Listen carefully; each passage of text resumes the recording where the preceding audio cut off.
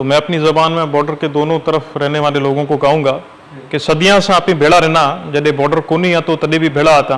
अॼु बॉर्डर है तो भी एक ॿिए सां वास्तो है। तो बॉर्डर रे ॿई पासे जेको माण्हू वेठा है, हिंदू मुसलमान, उहा न एज कहां था कि प्यार मोहब्बत सां रहो, एक ॿिए सां प्यार मोहब्बत वंडाओ, सॼी उमिरि ईअं करता आया।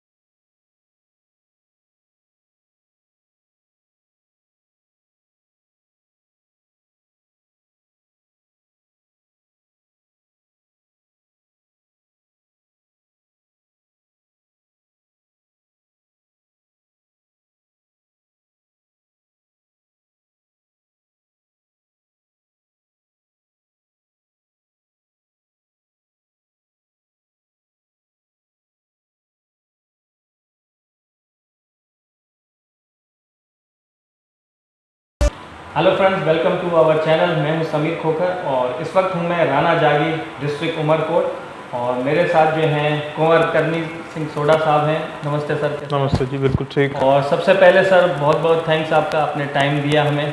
और काफ़ी जो हमारे व्यूवर्स जो है स्पेशली जो है बहुत टाइम से उनकी रिक्वेस्ट थी कि आपसे जो है हम इंटरव्यू करें आपसे, मतलब वो काफ़ी लोग जानना चाह रहे थे कि आपकी क्या लाइफ में क्या क्या है, क्या एक्टिविटीज़ होती हैं, सोशल लाइफ कैसी है।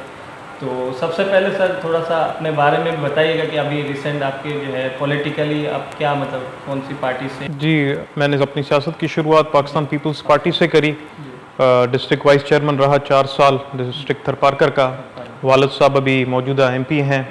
और जो जनरल इलेक्शंस हुए थे 1970 के, उसमें भी हमारी जो सियासी आगाज़ था वो भी पीपल्स पार्टी से रहा। दादा फाउंडिंग मेंबर्स थे, तो वो सिलसिला अभी तक कायम है।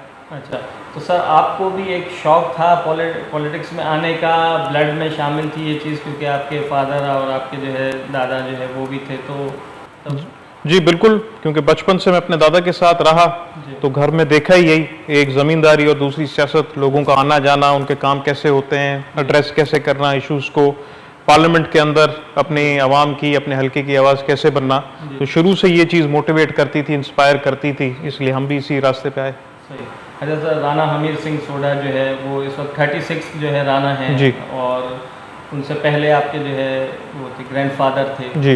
तो एक राना की मतलब जो है अपनी कम्युनिटी के लिए, अपने एरिया के लिए क्या, मतलब उनकी जो एक खिदमात होती हैं या उनकी जो जिम्मेदारियां होती हैं, थोड़ा सा जो लोग नहीं जानते कि थोड़ा सा बताइए। देखिए, उस चीज़ की जो सबसे ज़्यादा सिग्निफिकेंस है, आप उस चीज़ से अंदाज़ा लगा सकते हैं कि जब किसी राना की डेथ होती है और उसका बेटा जो कुंवर राना की गद्दी पे आता है, तो हमारे रिवाज के मुजब अग्नि संस्कार करने के लिए भी बेटा बाप के लिए नहीं जाता। अच्छा।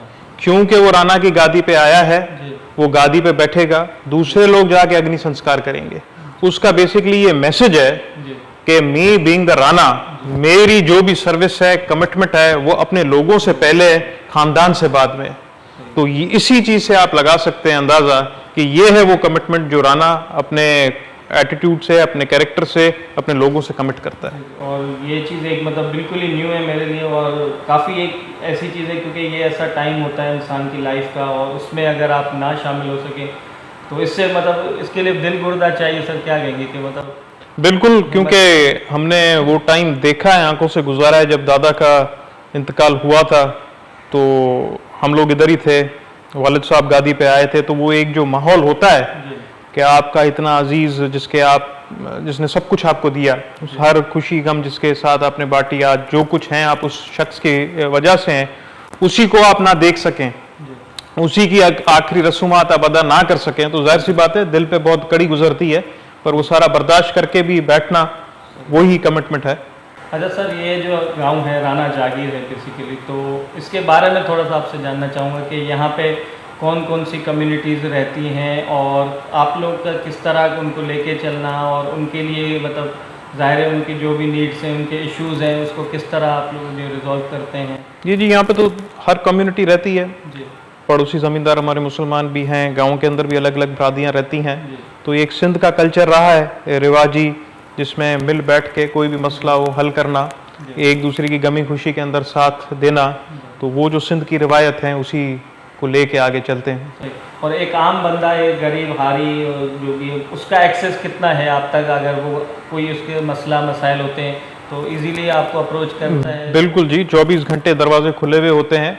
रात को आए, सुबह को आए, ये हमारा फ़र्ज़ है कि अगर जब भी आदमी आए उससे मिलना, उसका सुनना और जो हो सके उसके लिए करना। ठीक है। अच्छा सर, अब थोड़ी बात करें कि डिस्ट्रिक्ट उमरकोट या जैसे सिटी है उमरकोट, अच्छा इसको जो है अमरकोट भी पहले कहा जाता था या स्टिल अभी भी काफ़ी लोग जो है इसको उसी नाम से पुकारते हैं, तो इसकी क्या हिस्ट्री है? देखिए, इसकी काफ़ी लंबी चौड़ी वो है, क्योंकि कोडिफाइड चीज़ तो कोई है नहीं। अब जो लोग कहते हैं उमरकोट नाम, वो बेसिकली उमर सुमरो जो यहाँ के बादशाह थे उनके बाद में ज़्यादा ज़बान पे आया। अब जो अमरकोट के लिए आदमी बात करते हैं वो हवाला देते हैं कि राजा अमर सिंह थे, उनके पीछे नाम अमरकोट पड़ा। कुछ बिटाई साहब की पुरानी शायरी का हवाला देते हैं कि उन्होंने अमरकोट अलिफ से लिखा। राजस्थानी फोकलोर में जाते हो, जो पुराने पुराने दोहे हैं 500, 700, 800 साल पहले, वो अमरकोट को अमराणो कहा जाता है। आज दिन तक वो गाने गाए जाते हैं। तो ये अलग मुख्तलिफ चीज़ें हैं। पर एक दूसरी चीज़ जो वीर विक्रमादित्य के पीछे कहा जाती है, वीर विक्रमादित्य वो शख्स है जिसके पीछे हिंदू अपना साल मनाते हैं, विक्रम संवत जिसे हम बोलते हैं। वो तकरीबन 57 साल आगे है मौजूदा ईयर से, तो मतलब 2079 है उसके अकॉर्डिंग। तो उन्होंने जब सारा हिंदुस्तान बरे सकीर कॉन्कर किया और वो यहाँ पे तीर्थ यात्रा के लिए गए हिंगलाज, तो कहते हैं वापस आते वक्त उन्होंने अपना यहाँ पे डेरा बसाया और यहाँ पे उस टाइम एक किला बनाया जिसको अमरकोट कहा गया और अमर यात्रा कहा गई। तो कुछ लोग वहाँ से भी ट्रेस करते हैं। तो ये मुख्तलिफ चीज़ें हैं जो अमरकोट और इसकी हिस्ट्री के हवाले से कहा जाती है, पर इस पे ज़्यादा तहकीक करने की ज़रूरत है। हाल ही में मैं अपना एग्जाम्पल आपको बताता हूँ। मैं गया हुआ था किले पे, तो म्यूजियम के अंदर एक स्टैचू रखी हुई थी। तो वो जब मैंने देखा तो उसने मुझे बंदे ने बताया कि एक्सकवेशन जो हो रही थी अभी रिसेंटली, उसके अंदर ये स्टैचू निकली है। अब वो स्टैचू तकरीबन मेरे ख्याल से 15th या 16th सेंचुरी की थी। उसके अंदर एक आदमी घोड़े पे सवार है, हाथ में तलवार है और औरत दिखाई जा रही है साथ में। तो वो मतलब कि उस टाइम पे जो स्टैचूज बनती थी उनकी भी अलग अलग निशानियां होती थी। घोड़े पे अगर बैठा हुआ है, हाथ में तलवार है, तो इसका मतलब ये है कि जंग लड़ते हुए वो आदमी इंतकाल, वीर गति जिसे हम बोलते हैं या उर्दू में शहीद कहते हैं, तो वो सिग्निफाई करती है। उसके नीचे ईयर भी दिया हुआ था। तो अब ये सारी चीज़ें देखने की एक हिस्टोरियन के हिसाब से हमें करना चाहिए कि भाई एग्जैक्टली था क्या। तो ये सारी चीज़ें हैं। अच्छा सर, इंडिया में जैसे जैसलमेर में भी और जो जोधपुर वगैरह में भी काफ़ी किले हैं, तो इस किले का उन किलों से कोई इस तरह का कोई है मतलब चीज़ कहें कि? देखिए, राजस्थान की जहाँ तक बात करी जाती है तो 2-3 पुराने किले हैं। एक जैसलमेर का, मेहरान जोधपुर का, वो बाद में बना है। दूसरा है चित्तौड़ जो है मेवाड़ के अंदर। अब अमरकोट का अपन रिश्ता उनसे ऐसे देख सकते हैं कि हम सोढ़ा राजपूत, हमारी ज़्यादा से ज़्यादा उन दिनों शादी, क्योंकि वो भाटी खानदान है, जैसलमेर से रही। जैसलमेर का किला भी तकरीबन 800-900 साल पुराना है। यहाँ की भी इतनी हिस्ट्री है। चित्तौड़गढ़ की इंटरेस्टिंग बात यह है, जब आपने इंडिया का हवाला दिया, जब हम सिंध की तारीख पढ़ते हैं तो राजा डाहिर और इनसे पहले, चच से पहले राय साहसी का जो खानदान था, जब साहसी की डेथ होती है और चच हुक्मरान बनने की कोशिश करता है, तो उसके अंदर लिखा गया है कि उनका चाचाजाद भाई चित्तौड़ से आता है यहां पे हक जताने के लिए कि इस गादी पे हक मेरा है। तो कहने का मकसद उस वक्त भी ये रिश्तेदारी राय साहसी के खानदान और चित्तौड़गढ़ से थी। तो ये तालमेल सदियों से आपस में इनके मिलते हैं। अच्छा सर, किले की जैसे बात हुई फोर्ट की, तो फोर्ट का जो है अब थोड़ा बहुत सुना है कि काम वाम भी हो रहा है, तो म्यूज़ियम को भी शायद रिनोवेट किया गया है। तो लेकिन हम देखते हैं कि राजस्थान साइड पे भी फोर्ट्स हैं, लेकिन वहाँ टूरिज़्म को ज़्यादा जो है गवर्नमेंट भी सपोर्ट कर रही है। इवन कोट डी जी का जो है किला वो इससे बेहतर कंडीशन में, तो यहाँ की थोड़ा सा क्या कहेंगे इसके बारे में? जी यकीनन जितना होना चाहिए उस तरीके से तो रिवाइव नहीं हुआ, पर इससे पहले अगर आप देखते तो और भी हालात ख़राब थे। तो इस पीपल्स पार्टी गवर्नमेंट के अंदर इन्होंने आउटर वॉल्स जो हैं वो बनाई हैं। पर आपकी बात सही है, इस पर भी हमें तहकीक करने की ज़रूरत है, क्योंकि अंग्रेज़ों के बाद से जो किला हमें मिला गया है वो अंदर से खाली मिला गया है और अंग्रेज़ों के टाइम की ऑफिस वगैरह उसमें बनी गई है। तो उस पर भी अगर किसी तरीके से रिसर्च की जाए कि एग्जैक्टली अंदर किस तरीके से बना हुआ था, वो अगर अपन को ट्रेसेस मिलते हैं तो उसको वापस उसी हालत के अंदर रिस्टोर किया जाए। क्योंकि सबसे बड़ी बात यह है कि जब हम तारीख पढ़ते हैं, ये वो जगह है जहाँ अकबर बादशाह पैदा हुआ है। मुझे याद है as a child focus Asia वाले मेरे दादा का इंटरव्यू करने आए थे और मैं एक बच्चे की हैसियत से दादा को देख रहा था।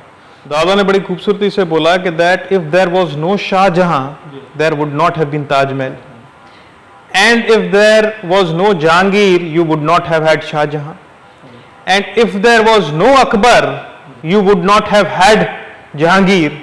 सो the birth place of Taj Mahal, the seventh wonder of the world, is the fort of Amarkot where Akbar was born and Rana Prasad had given shelter to the Emperor Humayun. अच्छा सर, सिटी के बारे में आपसे थोड़ा पूछना चाहूँगा। ज़ाहिर है आपने बचपन गुजारा है या उससे पहले भी आपके वालिद साहब जो हैं, आपके ग्रैंडफादर जो बताते रहेंगे। तो उमरकोट को सुना है कि अमरकोट जो है उसको गेटवे ऑफ थर भी कहा जाता था। जी, वो तो जी अभी भी है, क्योंकि आप देखें जो भी सिंध दरिया का पानी आता है वो आखिर में यहाँ पे आके कल्टीवेशन फील्ड जो है हमारी इस ईस्टर्न साइड पे है, ईस्टर्न साइड पे है। वेस्टर्न साइड पे आप जैसे जाते रहेंगे डेजर्ट शुरू होता हुआ रहेगा। तो मैंने जैसे बात करी राजस्थान की फोकलोर की, तो पुराने जिस तरह पाबूजी राठौड़ भी जब शादी करने यहाँ पे आए, बड़ी उनकी इम्पोर्टेंस है राजस्थान की हिस्ट्री के अंदर। तो उन्होंने आते ही जैसे ही अमराण के अंदर एंटर हुए हैं तो आमों के बाग देखे, तो उस पे शायरी राजस्थान के अंदर हुई है कि जब पूरी की पूरी बारात आई, उन्हें अमरकोट देखा, बाग देखे, तो उनके दिल में क्या था, क्या तासुरात थे, कितना खूबसूरत लग रहा था।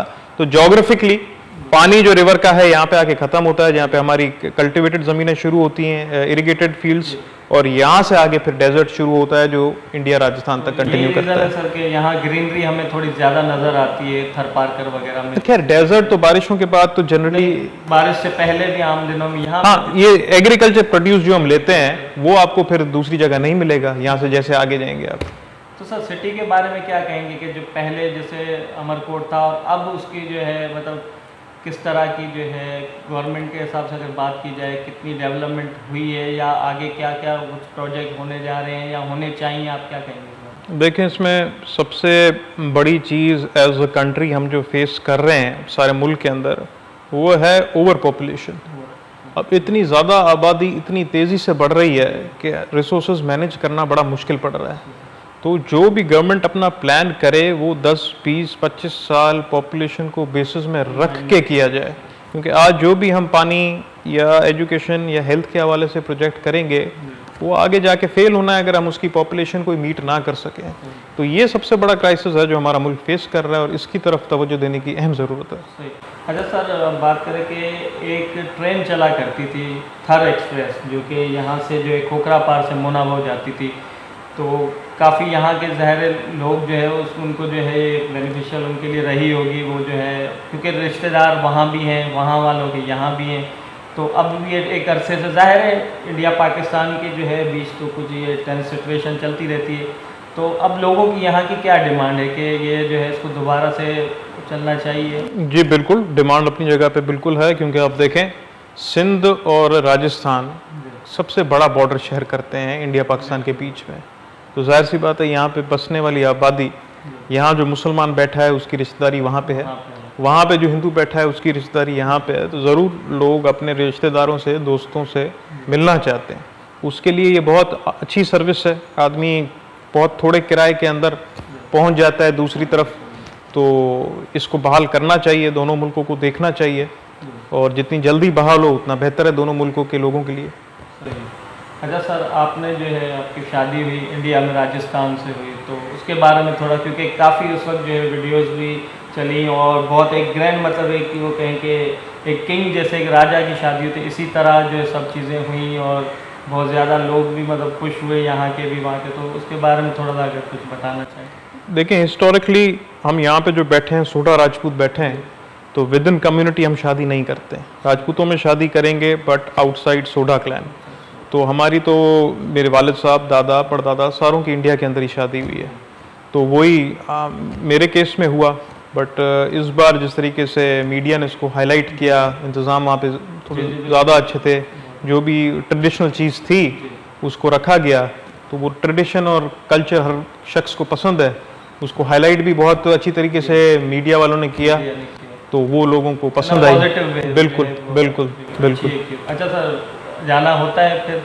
जी बिल्कुल, अभी 1-2 सालों में तो मेरा जाना नहीं हुआ, बट रिश्तेदार आते रहते हैं, हम जाते रहते हैं। बिल्कुल। तो वहाँ पे सर किस तरह जब मिलते हैं, क्योंकि जाहिर है वहाँ भी आपकी कम्युनिटी से भी बहुत लोग हैं और आपको भी काफ़ी ऐसे लोग जो एडमायर भी करते होंगे, लाइक करते होंगे, किस तरह मिलते हैं वहाँ के लोग जो है? देखिए, हम तो सदियों से वहाँ पे मतलब आना जाना तो लगा रहा है। जब बॉर्डर नहीं था तब भी आते जाते थे, और बॉर्डर जब से बना है तब भी आते जाते रहते हैं, तो लोग तो अच्छी तरीके से मिलते हैं। वहाँ पे भी जाते हैं तो इज़्ज़त मिलती है, वहाँ के लोग यहाँ पे आते हैं तो उन्हें इज़्ज़त और मोहब्बत देते हैं। अच्छा सर, यहाँ पे जैसे अब अमरकोट की बात हो रही है, तो थरपारकर की बात अगर थोड़ी की जाए, थरपारकर में जैन टेम्पल्स काफ़ी हैं जी, और जिनकी मतलब एक 800 साल 900 साल पुरानी जो हिस्ट्री है, लेकिन अभी उनकी कंडीशन शायद वैसी नहीं, तो इस पर थोड़ा सा आप जी, आप बिल्कुल सही बात कह रहे हैं। मैंने ये बात हमारे मिनिस्टर साहब से भी करी थी, क्योंकि इनका अगेन बहुत ज़्यादा रिलीजियस इम्पोर्टेंस है। ये तकरीबन कोई 700, कोई 800, कोई 900 साल पुराना मंदिर है, और मेरे कुछ जैन जो इंडिया के अंदर लोग हैं उनसे भी रब्ता हुआ, वो भी बड़े कंसर्न हैं इन टेम्पल्स के बारे में। उनके लिए भी बड़ी ये रिलीजियस सिग्निफिकेंस रखती है, और उनका ये कहना है कि जो उनके 24 तीर्थनाथ जो गुरु होते हैं, उनमें से एक की पैदाइश भी सिंध की है, तो उस लिहाज से भी उनको वो बड़ा है। बिल्कुल। तो मिनिस्टर साहब से भी जब बात हुई तो उन्होंने बोला क्योंकि ये एक टेम्पल है, इसकी रिलीजियस सिग्निफिकेंस है, तो इसको एक बनाने का भी एक तरीक़ेकार है। ये वो आम मंदिर नहीं है कि आप अपनी मर्ज़ी से जैसे चाहे बना लें। अब इसका मिसाल आप थोड़ी सी ये लगा लें कि जब आप विज़िट करते हैं तो वो स्टोन आपको तकरीबन वाइट मार्बल टाइप दिखता है, ठीक। अब कोई भी लोकल आदमी नगर पार्कर के अंदर रहता है, उसे मालूम है कि ये पत्थर यहाँ पे है ही नहीं, ग्रेनाइट हमारे पास है, ये पत्थर नहीं है। तो आज से 700, 800, 1000 साल पहले ये पत्थर कहाँ से आया गया, और आया तो क्यों, वाई दिस मार्बल ओनली और दिस क्या कहते हैं रॉक ओनली, और इसको जिस तरह बनाने के तरीक़ेकार हैं, इसके डायरेक्शंस वगैरह, ये बड़ी माने क्या कहते हैं इंजीनियरिंग पॉइंट ऑफ व्यू से, रिलीजियस पॉइंट ऑफ व्यू से इसका अपना एक वो सिग्निफिकेंस है। तो इसको तो जो जिस शख्स को इसकी नॉलेज है वो ही कर सकता है। तो उन्होंने बोला यकीनन यूएन से राब्ते में रहेंगे, कोई इसका एक्सपर्ट हो वो ही रिस्टोर कर सकता है, क्योंकि आम आदमी नहीं कर सकता। अच्छा सर, अमरकोट का जब भी नाम आता है तो एक शिव मंदिर जो है काफ़ी जो है पुराना हिस्टोरिकल मंदिर है, उसके बारे में ज़रूर जहन में आता है, तो उसके बारे में थोड़ा सा कुछ बताइए। जी, शिव मंदिर भी अगेन हमारा बहुत पुराना धाम है, और अभी भी आप जाएंगे वहाँ पे तो एक सिक्लूडेड सी जगह के अंदर है। तो अगेन हज़ारों साल पहले भी ये यहाँ पे बना, तो इसकी अपनी एक सिग्निफिकेंस रही है। और यहाँ का जितना भी हमारी हिंदू आबादी है, बड़े बढ़ चढ़ के शिवरात्रि, महाशिवरात्रि वाले फेस्टिवल्स जो हैं वो मनाती है। बहुत लोगों का आना जाना रहता है, और बहुत पुरअमन तरीके से सारे फंक्शंस वगैरह होते हैं यहाँ पे। अच्छा सर, हमारे जो व्यूवर्स को जो क्यूरियोसिटी है, यहाँ पे किस तरह मतलब स्पेशली जो है अमरकोट की बात कीजिए, आपके विलेज की बात कीजिए, यहाँ दिवाली है, होली है, वो दूसरे जो है मतलब पाकिस्तान की दूसरी सिटीज़ या इंडिया में जिस तरह, उससे क्या डिफरेंस होता है या किस तरह सेलिब्रेट की जाती है? सारे साथ होते हैं। मुझे तो कोई ऐसा इवेंट जहन में नहीं जिसमें हम यहाँ की हर कम्युनिटीज़, चाहे हिंदू मुसलमान हो, चाहे दूसरी छोटी हमारी कम्युनिटीज़ हों, साथ ना होते हों। होली के अंदर एक दूसरे को रंग लगाते हैं, दिवाली के अंदर एक साथ पटाखा फाड़ते हैं। इवन शिवरात्रि जैसे इवेंट पे हमारा मुसलमान हर कौम से ताल्लुक़ रखने वाला मौजूद आदमी आके अपनी मतलब वहाँ पे प्रेजेंस दिखाता है, तो उस चीज़ के अंदर कभी कोई भेदभाव तो रहा ही नहीं है। वही बात तकरीबन 1000-1200 सालों से साथ रह रहे हैं, तो ये तो चीज़ हमने कभी आपस में महसूस नहीं की, और इसी तरीके से मालिक करेगा, अच्छी तरीके से चलेगा। अच्छा, तो थोड़ी सी आपकी जो है हॉबीज़ वगैरह के बारे में भी जो है हमारे व्यूअर्स ज़रूर जानना चाहेंगे। आप क्रिकेट भी खेलते रहे हैं, हमने सुना है कि जी, स्कूल के अंदर काफ़ी शौक था, कॉलेज में भी खेलते थे, अब तो खैर नहीं खेलते, अब शौक से देखते ज़रूर हैं। बैट्समैन थे ना, बॉलिंग बैटिंग का ज़्यादा शौक था। अच्छा, तो छक्के चौके लगाते हैं बस जैसे सही। और अब तो जाहिर है मसरूफियात इतनी जी, है, अब टाइम नहीं schedule मिलता। है कि नहीं देखते तो होंगे अब। जी बिल्कुल, शौक से देखते हैं। कोई फेवरेट प्लेयर आपका कोई? अभी तो जिस तरीके से पाकिस्तान की टीम खेल रही है तो बड़ा अच्छा लगता है, शाहीन अफरीदी को देख के, बाबर आजम को देख के, हारिस रऊफ को देख के। ये हमारे इमर्जिंग स्टार्स हैं, होपफुली जो बड़े लेजेंड्स हमारे मुल्क के रहे हैं उनकी जगह पुर करेंगे। और रेगुलर फॉलो करते हैं मतलब? जी बिल्कुल। देखते हैं। आपको कभी हुआ है मौका, मतलब मिला है कि स्टेडियम में जाके देखने का, कभी ऐसा इत्तेफाक हुआ है? बिल्कुल, पाकिस्तान के अंदर तो स्टेडियम में मैचेस देखें, देखें। बिल्कुल देखें। सही। अच्छा, उसके अलावा सर आप जो है घोड़सवारी भी करते हैं? जी, हॉर्स राइडिंग का भी शौक है। हॉर्स राइडिंग करते हैं? जी। अच्छा अच्छा, तो उसका कैसे मतलब शौक, ये शुरू के रह रहे हैं? बचपन से, क्योंकि पैशन मेरा पूछें तो एग्रीकल्चर है, एग्रीकल्चर। बहुत लगा हुआ है मुझे। सुबह 5-6 बजे ज़मीनों पे होता हूँ, दोपहर में भी होता हूँ, तो घोड़ा भी एक एग्रीकल्चर और ज़मींदारी का हिस्सा है, तो उसका भी थोड़ा बहुत शौक है। विंटर्स के अंदर करते हैं, वालिद साहब को भी देखा करते हुए, चाचा को भी देखा, तो वही चीज़ कंटिन्यू करी है। सही। तो अच्छा, ज़मीनों की आपने सर बात की, तो यहाँ पे ज़्यादातर कौन सी जो है फसल जो है वो ज़्यादा? जी, हमारे कैश क्रॉप्स तो खरीफ के कॉटन और चिलीज़ है। जी जी। फिर आपकी जो राबी क्रॉप है उसके अंदर वीट है, मस्टर्ड है, अनियंस थोड़े बहुत लगते हैं, बागात हैं। अच्छा, घूमने फिरने का सर कितना शौक है आपको? बाहर मतलब आना जाना तो होता रहता जी है? शौक है, पर इतना कोई मैं वेल ट्रेवल्ड नहीं हूँ, 4-5 मुल्क गया हूँ, बाकी हाँ शौक ज़रूर रखता हूँ। होपफुली आने वाले कुछ टाइम के अंदर ज़्यादा मुल्क घूमेंगे। सही। अच्छा सर, थोड़ा सा आपके एजुकेशन के बारे में बात कीजिए, जो हमारे व्यूअर ज़रूर जानना चाहेंगे, तो थोड़ा सा अगर बताएं। जी, मैंने अपना ओ लेवल्स किया था कराची सेंट माइकल्स से, फिर ए लेवल्स किया मैंने निक्सर कॉलेज से, फिर मैंने अपनी LLB यूनिवर्सिटी ऑफ लंदन का जो एक्सटर्नल प्रोग्राम था वो करा ज़ैबिस यूनिवर्सिटी से, बट फिर उसके बाद पॉलिटिक्स और ज़मींदारी की तरफ आ गए और प्रैक्टिस नहीं करी। सही। तो आगे सर क्या पॉलिटिक्स में अब क्या आप देखते हैं कि आगे क्या आपके माइंड में है कि क्या और करने का है?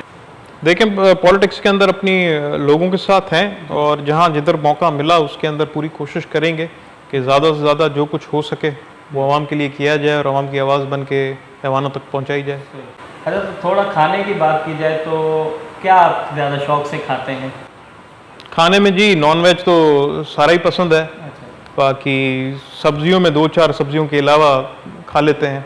खा लेते हैं। हाँ सही। और यहाँ की सर अगर बात की जाए तो स्पेशली जो है जो सोडा ट्राइब है उसकी बात की जाए तो खाने में क्या कुछ अलग, कोई ऐसी स्पेशल कोई चीज़ डिश ऐसी होती है? नहीं, हमारे ट्राइब की तो नहीं, यहाँ इलाके की, क्योंकि डेजर्ट का एरिया लगता है और डेजर्ट से ताल्लुक़ है, तो हमारी यहाँ की जो लोकल सब्जियाँ हैं, बाजरी का आटा जिसकी बाजरी की रोटी बनती है, हमारी लोकल सब्जियाँ चिब्बड़, ग्वार, सांगरी, खुम्बी, ये चीज़ें हम लोग खाते हैं। असल खाना हमारा ये है। हिंदू मुसलमान जो भी थर की रेगिस्तान से ताल्लुक़ रखता है उसका असल खाना ये है। असल खाना ये जी मेरे दादा के दादा राना पीरदान सिंह जी, उनकी तस्वीर है। फिर उस तरफ अगर आते हैं तो मेरे परदादा राना पीरदान सिंह के बेटे राना अर्जुन सिंह, ये वो हैं जिन्होंने 1945 के अंदर पाकिस्तान मुस्लिम लीग की टिकट पे इलेक्शन लड़ा। अच्छा। और सिंध को बॉम्बे से अलग करने की तहरीक में भी आप थे। सर स्वॉर्ड्स भी कुछ हैं, ये तलवारें हैं, ये इनके बारे में कुछ जी, ये पुरानी तलवारें उसी टाइम हैं में। उस टाइम की, तो उनको बस डिस्प्ले करने के लिए लगाई हुई हैं। सही। फिर इस तरफ अगर आते हैं तो वो बीच में आप तस्वीर देख रहे हैं, अगेन मेरे परदादा की है। जी ये यहाँ से बारात गई थी बीकानेर, परदादा बीच में बैठे हैं। जी। यहाँ पे हमारे मुसलमान सरदार जो थे वो साथ में गए थे। ये हमारे पड़ोसी ज़मींदार रईस सईदाद खान, उनकी तस्वीर है। फिर ये साथ में ये सर आपके मेरी के टाइम शादी की हैं, जी। वो वालिद साहब की शादी की। जी। फिर यहाँ से दादा की है, ये जिस दिन पीपल्स पार्टी बनी थी जी जी। उस दिन सारे लोग साइन करने 70 क्लिफ्टन गए हुए थे। अच्छा अच्छा, तो दादा और भुट्टो साहब की है। काफ़ी कीमती भी पिक्चर हुई सर जी। ये बताओ। बाकी इस तरफ दादा की शादी की तस्वीरें शुरू होती हैं। ये बारात अजमेर गई थी, जी। 1955 54 ईयर होगा। अच्छा सर, ये टाइगर के बारे में थोड़ा सा बताइए। ये जी लेपर्ड है, ये मेरे परदादा ने शिकार किया था इंडिया वाली साइड पे, अच्छा। तो वो अभी तक रख के रखा हुआ है। फिर अगेन माय ग्रैंडफादर, उनके दोनों छोटे भाई दो जो थे, उनकी तस्वीर है। और यहाँ पे सारी शिकार की दादा की अगेन 50s के अंदर जो किए थे। अच्छा सर, ये जीप नज़र आ रही है पिक्चर में, तो आप भी शौक रखते हैं काफ़ी जो है, मैं हमने देखा है कि जीप की जो है जी अभी तक यही सेम मॉडल है हमारे पास। सेम मॉडल है। जी कौन सा विलीज, सर ये विलीज का है जी। अच्छा विलीज। और इस पिक्चर में सर ये थोड़ा सा बताएंगे। ये जी द ग्रेट इंडियन वल्चर है, जी जी काफ़ी बड़ी होती है। अगेन इंडिया वाली साइड पे उस ज़माने के अंदर शिकार किया था, जी। तो उसकी तस्वीर है। उसको लेंथ दिखाने के लिए गाड़ी के सामने रखी गई कि कितनी लंबी है। इस पिक्चर के बाद ये अगेन वो अजमेर शादी की है अच्छा, शादी दादा की। बाकी ये हैं, जी। वो आखिर में आप देख सकते हैं टाइगर की है। टाइगर, वो टाइगर उस टाइम ये one of the tiger biggest, जो नहीं जिसको- बंगाल तो छोटे होते हैं, ये अच्छा। अलवर राजस्थान के अंदर शिकार किया गया था। अच्छा। तो ये काफ़ी उस टाइम की मतलब बड़ी साइजेस में से एक ही जी। टाइगर अच्छा था। सर, कुछ गन्स भी यहाँ पे हैं नज़र जी। आ रही है, और शेप भी थोड़ा इनका डिफरेंट है, जी तो इसके बारे में थोड़ा सा बताइए। जी, ये पुरानी मस्केट्स हैं, वो अंग्रेज़ों के टाइम पे जो हुआ करती थी, जी। तो वो डिस्प्ले करके रखाई हैं। अच्छा सर, लैंग्वेज जो है यहाँ पे मेरे ख्याल में ढाटकी बोली जाती है ज़्यादा, तो जी। उसके बारे में थोड़ा सा बताइए। जी ढाट की एक डायलेक्ट है, इसकी कोई स्क्रिप्ट तो नहीं है। इसमें काफ़ी इन्फ्लुएंसेस हैं दूसरी लैंग्वेजेस का, सिंधी, थोड़ी बहुत सराइकी भी आ जाती है, गुजराती का भी टच है, राजस्थानी का भी टच है, तो वो मिल के एक डायलेक्ट बना है। अच्छा, पारकरी भी एक जबान जो कहते जी, यहाँ से आप नीचे जाएंगे नगर पारकर की तरफ, तो वहाँ पे पारकरी ज़बान है जो गुजराती या कच्छी से बहुत ज़्यादा मिलती है, डाटकी से काफ़ी मुख्तलिफ है। तो ऐसे जैसे आप मेरे ख्याल से हर 20, 30, 40 किलोमीटर के बाद ज़बान के डायलेक्ट के अंदर फ़र्क आता रहता है, तो इस तरीके से लैंग्वेज भी फिर चेंज होती रहती है। तो अगर इंडिया में जैसे मारवाड़ी ज़्यादा वहाँ राजस्थान साइड पे बोली जी। जाती, तो इसमें तो बहुत डिफरेंस। जी बिल्कुल डिफरेंस है। अब मारवाड़ी जो है वो अलग तरीके की है, बीकानेरी अलग है, मेवाड़ी अलग है, तो ढाटकी उससे थोड़ा ज़्यादा मुख्तलिफ है। लेकिन समझ जाता होगा। हाँ, समझ में हमारे एक दूसरे की आ जाती है। अच्छा सर, आप कितनी लैंग्वेज जानते हैं? आप सिंधी भी जैसे बोलते हैं, तो कौन जी, कौन सी language? उर्दू, जी। सिंधी, ढाटकी और इंग्लिश। अच्छा सर, मूवीज़ वगैरह जो है, ज़ाहिर एंटरटेनमेंट भी तो ज़रूरी है, जो सोशल लाइफ, दूसरी लाइफ है, पॉलिटिकल जो है वो भी लाइफ है, लेकिन मूवीज़ देखते हैं आप? जी बिल्कुल देखते हैं। तो कौन सी मूवी या कौन से एक्टर वगैरह ज़्यादा जो है ये पसंद? एज सच मेरा कोई ऐसा नहीं है कि किसी के बहुत ही बड़ा मैं फ़ैन हो जाऊं किसी एक्टर का, सब बट फैन तो आपके लोग हैं, नहीं, हम अब भी वो fan हैं। ग्लैमरस बॉलीवुड की दुनिया है, उससे तो अब compete नहीं किया जा सकता। बट कोई भी अच्छी कंटेंट हो, जी। उसके अंदर नसरुद्दीन शाह की एक्टिंग बहुत अच्छी लगती है, अपने राज बब्बर की एक्टिंग बहुत अच्छी लगती है, अमिताभ बच्चन। अमिताभ बच्चन। तो नए एक्टर्स में भी जिसकी मूवी अच्छी हो, कंटेंट अच्छा हो, वो पसंद करता हूँ। कोई स्पेसिफिक किसी को फॉलो नहीं करता कि इसकी है तो इसी की देखनी है। अच्छा, उसके अलावा सर सॉन्ग्स वगैरह जी सुनते हैं बिल्कुल। तो हिंदी, उर्दू, मतलब सब ढाटकी सॉन्ग कुछ भी हो जो कान को अच्छा लगे जबान में होती है। वो सुनते हैं। Sindhi, Saraiki, English, Urdu, Hindi, classical, English, सब। अच्छा, ये क्वेश्चन पूछते थोड़ा सा सर से डर भी लग रहा है कि, लेकिन फिर भी पूछा, कभी गुनगुनाते हैं खुद अकेले नहीं में ये लग गुनगुना ना गुनगुना के किसी को सुना सकते हैं ना गुनगुनाया जाता है, जी। बट हाँ शौक जरूर है सुनने का। अच्छा सर, थोड़ा सा मूँछों के बारे में भी आपसे मैं एक ज़रूर बात पूछूंगा कि मूँछों का जो एक स्टाइल है, ज़ाहिर है पुराने टाइम में तो कहा जाता है जिसकी मूँछ नहीं है तो वो तो मतलब उसकी तो वो बात ही नहीं है, तो क्या कहेंगे मूँछों का जो एक देखिए style है? मूंछ भी अगेन फैमिली के अंदर हर कोई रखता है। फैमिली की छोड़ें आप, सारी ट्राइब के अंदर हमारी मूंछ रखी गई है। दादा के साथ ज़िंदगी भर रहा तो दादा की बड़ी ज़बरदस्त मूंछें हुआ करती थी। ऊपर से हमारा एक फोकलोर भी है कि अमरकोट के किले पे जब हमारे बुजुर्ग रतन सिंह को सूली पे चढ़ाया जा रहा था, तो उस वक्त भी उनकी आखिरी ख्वाहिश ये थी कि हमारे हाथ खोले जाएं। तो जब हाथ खोले तो उन्होंने भी अपने मूंछों को ताव दिया था कि अब मेरी मूंछें सेट है, अब बेशक सूली पे चढ़ा दो। तो इस वजह से जो है वो रखी हैं। सही। अच्छा फ्रेंड्स, काफ़ी जो है क्वेश्चन में किए, लेकिन स्टिल हो सकता है बहुत से क्वेश्चन मैं नहीं कर पाऊँ, लेकिन सर से हम यही बात करेंगे कि दोबारा जो है कभी हमें फिर से सर टाइम दीजिएगा। और आज थोड़ा सा सर बिज़ी भी हैं, स्टिल उन्होंने टाइम दिया है, लेकिन ये कि नेक्स्ट टाइम कभी पॉसिबल होगा तो थोड़ा जो है विलेज जो है या जो ज़मीनें हैं या अगर और कोई प्लेस ऐसा हुआ तो सर। बिल्कुल, मोस्ट वेलकम। और बहुत आपसे मिलके अच्छा भी लगा, खुशी हुई, और ये कि कुछ अगर हमारे व्यूवर्स को आप कहना चाहें, मैसेज देना चाहें, जो आपसे प्यार भी करते हैं, आपको देखना चाहते हैं। बस जैसे आपने बताया कि आपका कंटेंट इंडिया पाकिस्तान दोनों में देखा जाता है, तो दोनों मुल्कों दोनों देशों की आवाम को यही कहना है कि प्यार मोहब्बत से रहें, एक दूसरे के बीच में प्यार बांटें, मिसअंडरस्टैंडिंग्स ख़त्म करें, और जितने करीब आएंगे, जितनी मोहब्बत बढ़ाएंगे, उतना ही साथ और उतना ही बेहतर रहेगा। तो मेरा मैसेज यही है। अच्छा सर, एक छोटी सी मेरी ख्वाहिश के थोड़ा सा ढाटकी में अगर कुछ आप कहें तो मैं अपनी ज़बान में बॉर्डर के दोनों तरफ रहने वाले लोगों को कहूँगा कि सदियां से आप भेड़ा रहना, जॾहिं बॉर्डर कोन्हे या तो तॾहिं भी भेड़ा आता, अज बॉर्डर है तो भी एक ॿिए सां वास्तो है। तो बॉर्डर रे ॿई पासे जेको माण्हू वेठा है, हिंदू मुसलमान, उहा एज कहां था कि प्यार मोहब्बत सां रहो, एक ॿिए सां प्यार मोहब्बत वंडाओ। सॼी उमिरि ईअं करता आया आहिनि, जितो भेड़ो रहसां, जितो एक ॿिए सां सुठो सोच सां, उतो ई ॿिया मुल्क ॿिया देश सारू फ़ाइदे में थी सघे। It was pleasure meeting you, बहुत अच्छा Same लगा here. और थैंक यू सो मच, आपने टाइम भी दिया। तो व्यूअर्स आपको भी ज़रूर अच्छा लगा होगा और कंवर साहब से मिल के। तो बस ये कि दोबारा कभी मौका मिलेगा तो ज़रूर जो है उनको जो है विलेज भी दिखाएंगे और जो ज़मीनें वगैरह जो है वो भी ज़रूर दिखाएंगे। तो कीप सपोर्टिंग, और चैनल को अगर सब्सक्राइब नहीं किया तो अब तो भाई आपकी जो है हमने रिक्वेस्ट पूरी कर ली है, और कंवर साहब ने जो है टाइम भी हमें दिया, तो अब तो आपका जो है सब्सक्राइब करना बनता है। तो सर बहुत शुक्रिया। Thank you.